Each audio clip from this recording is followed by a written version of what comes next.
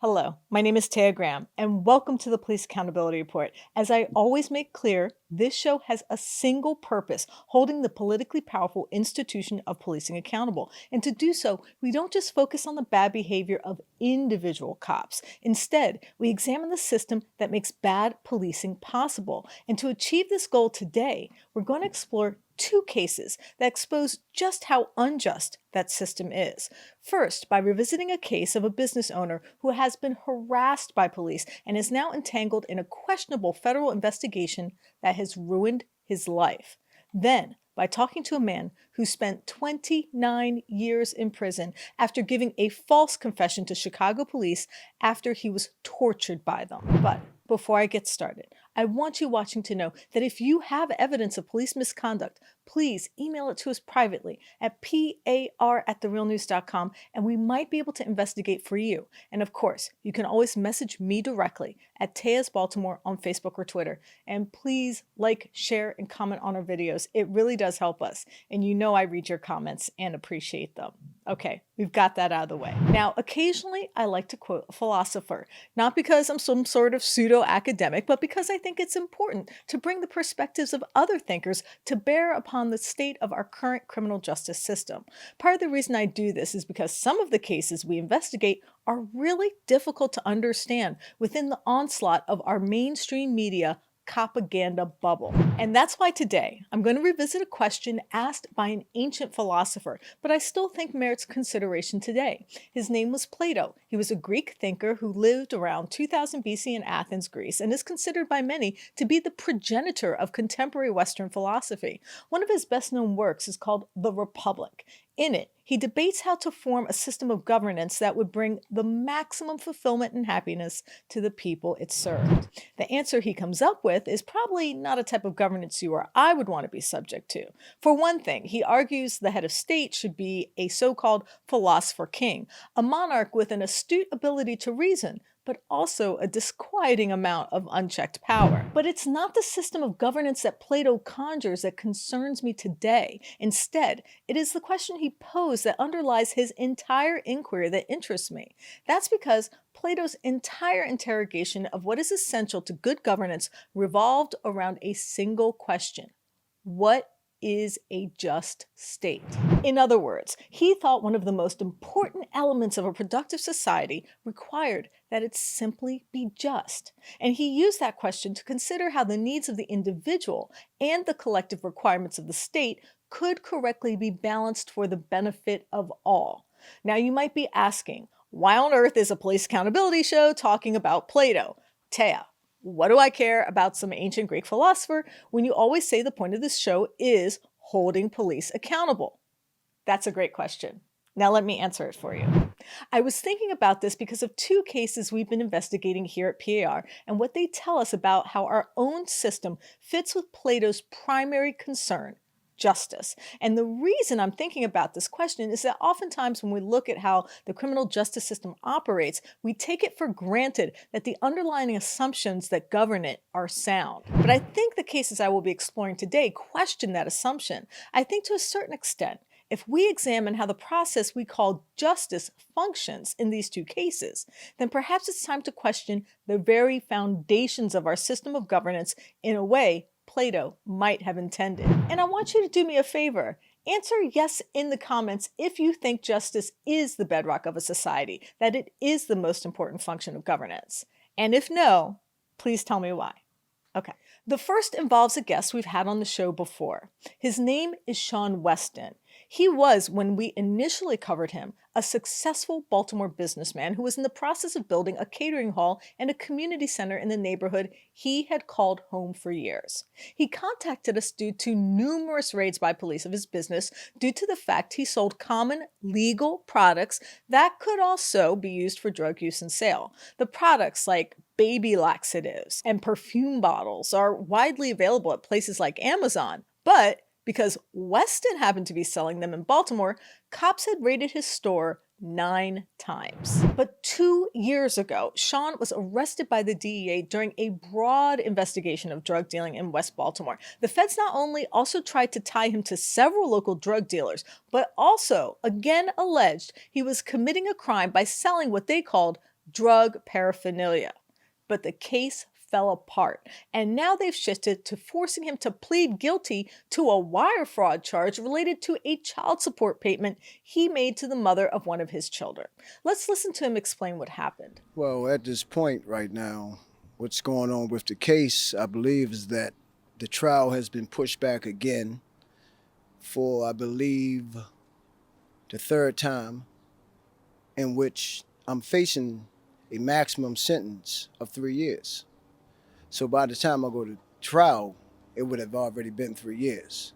So I believe it's just another tactic of delay, and I guess try to get me to, cop out to something I didn't do. Meanwhile, Sean has lost tens of thousands of dollars. His home is in foreclosure. He spent over a year in jail, and his life has been otherwise destroyed.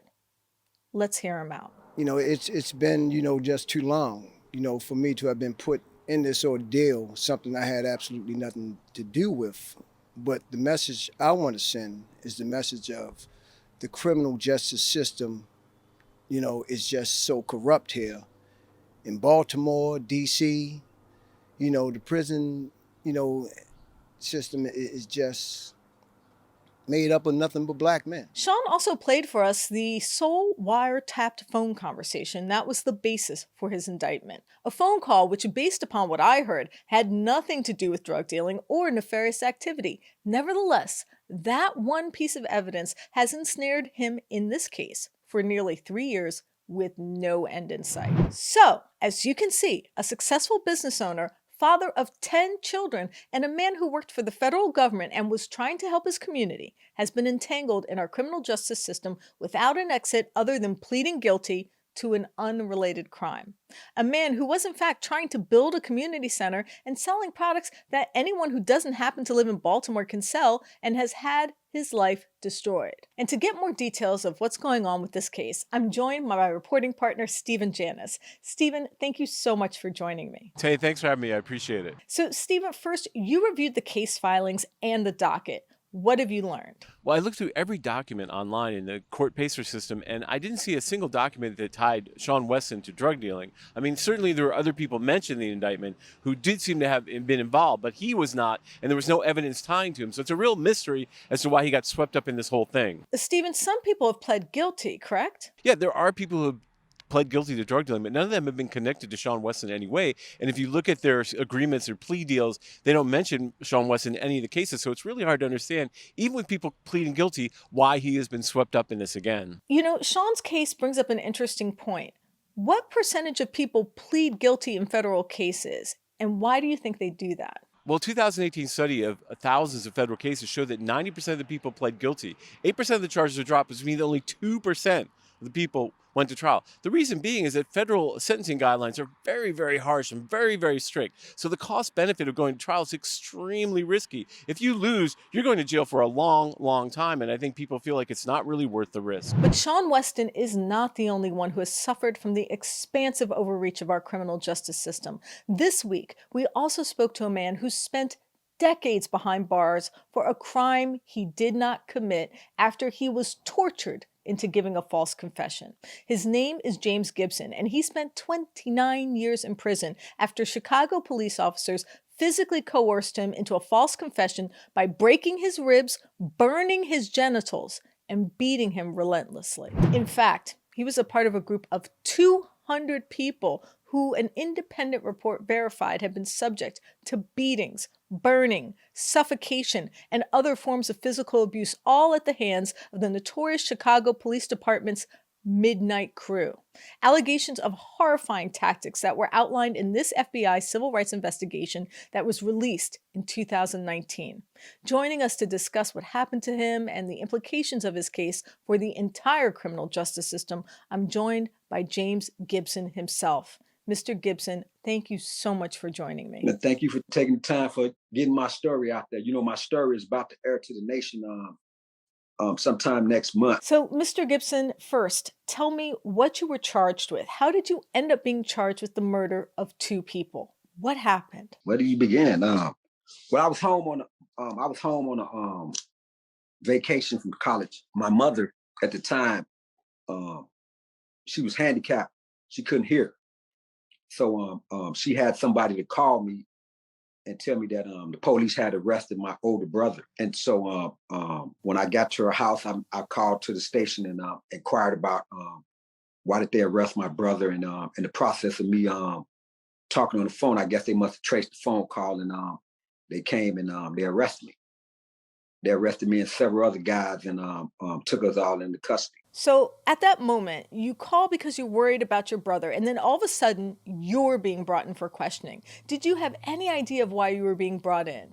Did they give you any information? How did you feel at that moment? Well, the police had been canvassing the area and asking questions, you know what I'm saying, for people who had got killed around my mother's house. And they arrested me and they arrested my brother and they arrested several other guys. And so I was held in the custody for 98 hours being tortured and beaten. And then what happened was my sister at the time was in the military.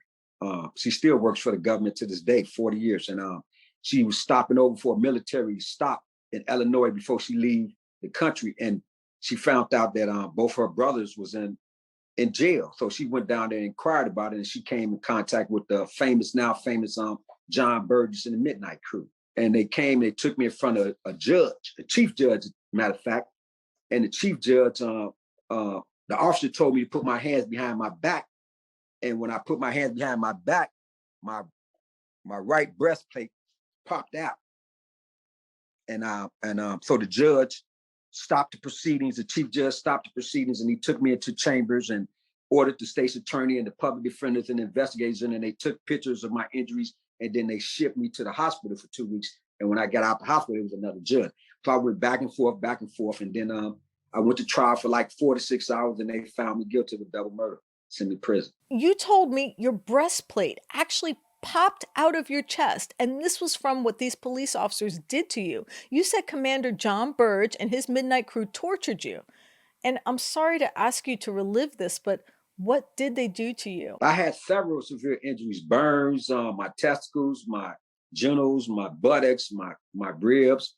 You know what I'm saying? I had several injuries, but the one that I didn't know that hurt me the most was the kick to my chest. You know what I mean? And so that kick to my chest, by me being handcuffed and in a position like this, I didn't know that they had fractured my my rib up under my breastplate. Just out of curiosity, something that was mentioned was that 2 women lied and accused you because they were led to believe it would get a family member, their brother, out of jail. When their family member wasn't released, they threatened to recant, and the police threatened them with perjury and jail time. So just tell me a little bit about how the other people were being manipulated to put you behind bars, because to me, it sounds like there was no part of this case that wasn't crooked, or for lack of a better word, that truly wasn't foul here. The record clearly shows that it's been crooked from the day one. When they arrested me, the state's attorney, I thought it was one, but it was 2 state's attorneys and 2 officers, detectives inside of the room that allegedly took the statement. I thought, like I said, it was 3 officers and the state's attorney, but it come to find out it was 2 state's attorneys and 2 detectives. You know what I mean? And so once the reports was filed, John Burgess, the commander, he called from the area 3 to the county jail and told me all about what was going to happen, what wasn't going to happen. The memos that they wrote to the state's attorney telling them they got the wrong guy. The evidence against Mr. Gibson is weak. The 2 sisters that you talked about, all this stuff has been documented, but yet still they covered it up. The photographs, my testicles, my burn on my arm, my ribs, you know what I'm saying? All these injuries that I received, collaborating, proven. They knew about all those things, but yet still they covered it up. You know, they offered me 5 deals. 2 of them to withdraw my oral arguments before they even started. $100,000 reprimands. Don't challenge my certificate of innocence, and they'll let me go, and I can go get the money. You know what I mean? They played all type of games. Wow, that's just so powerful. You actually touched on something I wanted to make sure we got accurately. What those officers who brutalized you, who inflicted this torture on you, beat you, and burned your flesh, what happened to these officers? Are they doing time, and are they being punished like they should be? When the officers was called in to question about my situation, which made my second reversal on the books in 2018, the September edition in Northeastern Division, they all plead the fifth. Did you arrest James Gibson? I plead the fifth. Is you officer, what's the name? I plead the fifth. Did you arrest James Gibson for the murder of what? I plead the fifth. They plead the fifth throughout all their testimony. So nothing happened to them because the statute of limitation had ran out. One of the things I wanted to mention is that I've actually spoken with many people who've been falsely accused. Like, for example, in our city of Baltimore, there's this group called the Gun Trace Task Force. It's about 8 officers who robbed residents, dealt drugs, and stole overtime. And they planted drugs and guns on people. And that went on for almost a decade and only ended in 2016. So pointing that out to you, you see that there are still things that need to change. Have you seen progress, and what do you think needs to change? I have not seen any big changes. You know what I'm saying? Everybody talking about changes. Everybody talking about policies. You know what I'm saying? And that's why I want y'all to stay tuned for June 11th. I'm going in settlements. 65 million in settlements, and they'd already stipulated what it was and what it is. But I'm gonna be stipulating policy changes. You know what I'm saying? Because I'm going to be joining an alliance with the Northwestern Center for Wrongful Conviction. And I'm going to be taking on cases across the nation. I'm already a licensed consultant. What I do, but I ain't seen no change. Only way I see a change is when that man put his foot on that man's neck and I released that song. And the only reason it was a change because they seen it on video. Thank God for Apple. Thank God for Microsoft and these Android phones. And these body cams and all these computers and everybody watching everybody. That's been a change. You know what I'm saying? But even with this stuff on TV, they don't believe it. You know what I'm saying? So yes, I seen some change. I ain't seen a lot, but just stay tuned for the James Gibson story because I'm gonna make the change. So we have one man falsely accused of committing a crime that is in fact not a crime for people who, for example, shop on Amazon.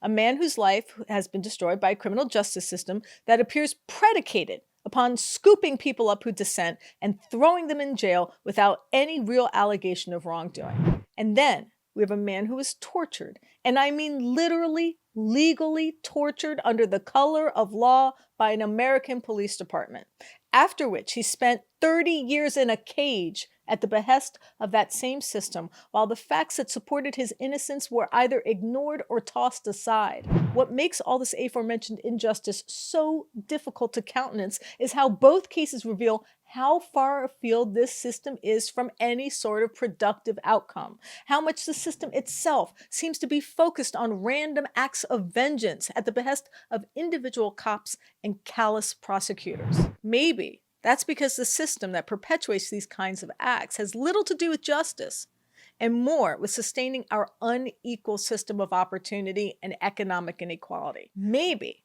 that's because the system that perpetuates these kinds of acts has little to do with justice and more with sustaining our unequal system of opportunity and economic inequality. Maybe because we've said before that a system so unbalanced by rapacious greed of the elites, which can only be maintained by a system that has the power to torture and incarcerate without fear or reprisal or accountability. I mean, that's sort of the point, isn't it? You can't sustain a country where people who get sick go bankrupt. Wealth inequality is more extreme than ever, and a justice system that has become the world's largest jailer without committing crimes on its behalf.